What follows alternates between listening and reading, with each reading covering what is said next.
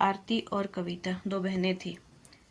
आरती सुलझी, समझदार और एक सिंपल सी लड़की थी और कविता एकदम चालाक, सुंदर, नैन नक्शों वाली और चालबाजियों से बाज नहीं आती थी। उसके बस अपने ही फायदे से मतलब होता था। किसी का फीलिंग्स, किसी का इमोशन से उसको कोई मतलब नहीं होता था। बस उसको अपना करना पड़ता था। ये सब दादी और पापा का प्यार का नतीजा था। वो दिन बिगड़ते चली गई, पर आरती इस सब बातों को ध्यान नहीं देती और अपने में मगन रहती। कविता को पढ़ाई लिखाई से कोई मतलब दूर दूर तक नहीं था। वो आरती से कहा करती कि घूमा करो, बाहर जाओ, लोगों से मिलो जुलो, ये एक बार की ज़िंदगी है, बार बार नहीं मिलती। तुम क्यों किताबों में खुद को उलझाए हुए रखती हो। पर आरती को कविता की बातें सुनकर मुस्कुरा देती और कुछ नहीं बोलती।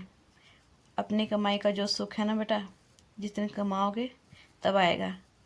अभी पापा की स्थिति अच्छी है, इसलिए तुम जितना खर्च है कर लो। हर समय एक सा नहीं रहता।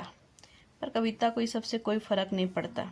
पापा अच्छे खासे कमाते थे तो उसको कोई कमी नहीं रखते थे। वो कहती पापा है मेरे लिए अच्छा लड़का लेकर आएगा, और मैं ऊपर से इतनी सुंदर भी तो हूँ।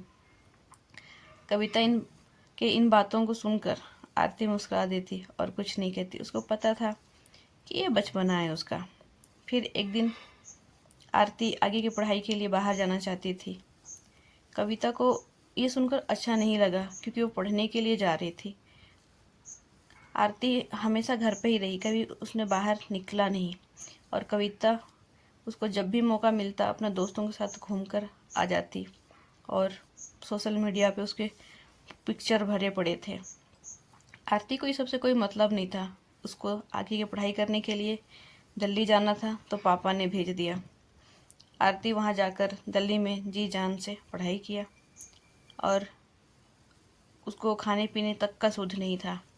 उसको बस अपना पढ़ाई करके अपने खुद के बल पे खड़ा होना था। फिर एक दिन वो दिन भी आ गया जिसने आरती जिस तरह से मेहनत करी थी और उसको अपने मेहनत का रिजल्ट आने वाला था। आरती बहुत खुश थी। जब रिजल्ट आया तो आरती अच्छे नंबरों से आईएएस पास कर गई थी और जस्ट कविता घर में पार्टी कर रही थी। उसको इस बात का एहसास उस टाइम पे नहीं हुआ जब पापा ने बताया कि आरती ने अच्छे नंबरों से आईएएस पास कर गया है। तब कविता को एहसास हुआ कि वो कितनी पीछे रह गई है अपनी बहन से।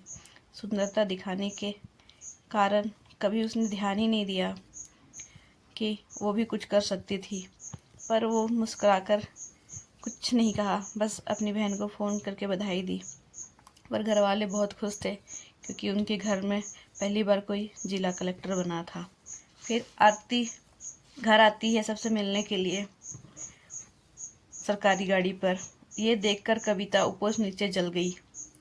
फिर उसने भी ठाना कि मुझे भी कुछ करना है, ताकि अपनी बड़ी बहन की तरह मैं भी कुछ कर सकूं।